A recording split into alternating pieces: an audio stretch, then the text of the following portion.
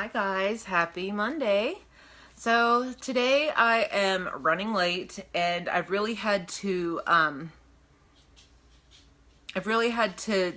dig deep to make myself do the things that I need to do. And I recognize what's happening and I see myself doing it, and I'm making the decision not to stay in that place. And what I mean is this: I am the maker of my own disaster, and y'all, I can do it up freaking royally.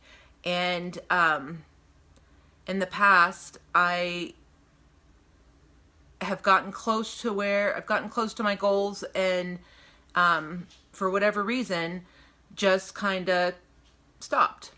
And that's something that I refuse to do when it comes to my fitness. And again, I am the maker of my own disaster, and it always seems like when I get stuck in my head and when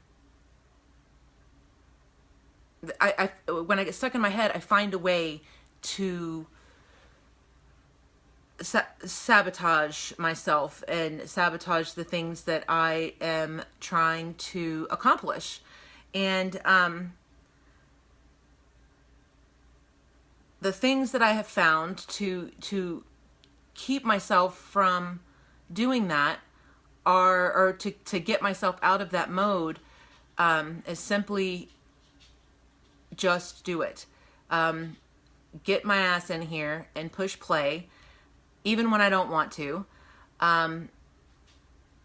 Do and go about my day and do the things that I know that I need to do. And what happens is, as I do these little steps, these little things in my life, like make my bed, fix my hair, push play, start the laundry. As I do these little things, what happens is I start to slowly step out of the funk, and everything starts to come into place, and I can get myself right in here again. Another thing that really helps me whenever I recognize that I am starting some of these self-destructive thought patterns and behaviors is to listen. I like to listen to podcasts that talks about personal development and how to make myself better. And I also I listen to a lot of audiobooks. This one I actually bought, You Are Badass. And I want to read to you what just so happened to be the next chapter that that I come to. And for some reason, y'all, I am dicking around when it comes to finishing this book. And I'm not usually that way. I'm usually like sit down and read it to the end, even if it means I'm not doing some of the stuff I need to be doing. But I want to read this to you. This is in part 5, How to Kick Some Ass. The story goes that when Henry Ford first came up with the idea for his V8 motor, he wanted the engine to have all 8 cylinders cast in one block.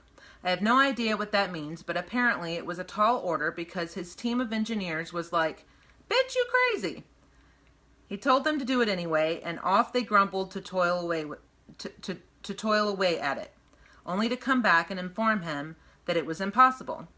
Upon hearing the news, Ford told them to keep at it no matter how long it took. He was all, "I don't want to see your faces until you bring me what I want." They were all, "We just proved it can't be done." And he was all, "It can be done, and it will be done." And they were all, "Cannot." And he was all, "Can so." And they were all, "No way." And he was all, "Way." So off they went again, this time for a whole year, and nothing. So they go back to Ford, and there's lots of tears and finger pointing and hair pulling, and Ford sends them off again. He tells them it will be done again, and then in the lab, somewhere between folding origami swans out of their notes and making fart noises every time someone mentioned the word Ford, his engineers do the impossible. They discover how to make an 8-cylinder engine block.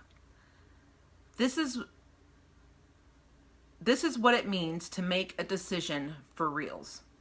When it comes to, or when you make a no-nonsense decision, you sign up fully and keep moving forward toward your goal, regardless of what's flung in your path.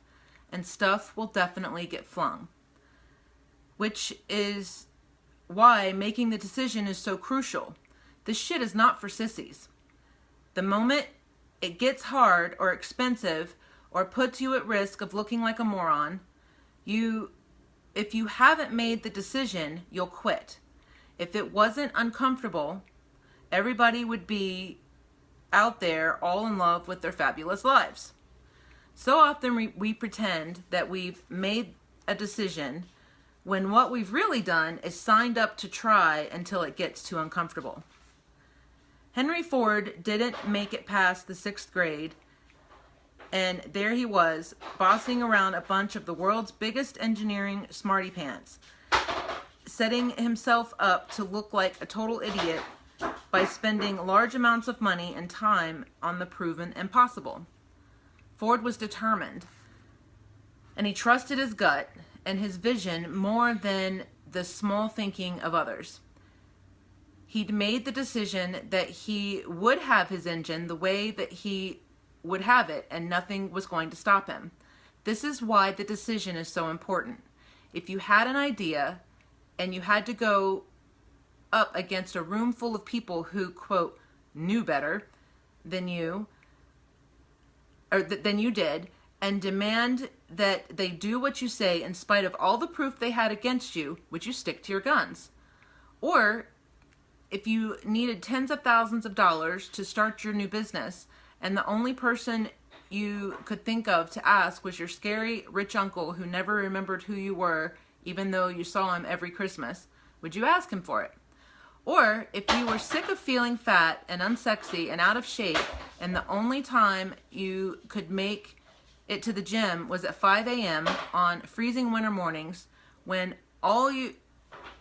you were all snugly in bed, would you go? If you made the decision that you were going to reach your goals, you would do whatever it took. If you merely wanted to, but hadn't made the firm decision, you'd roll over and begin convincing yourself that your life is just fine the way it is. Guys, that is so true, right? So until we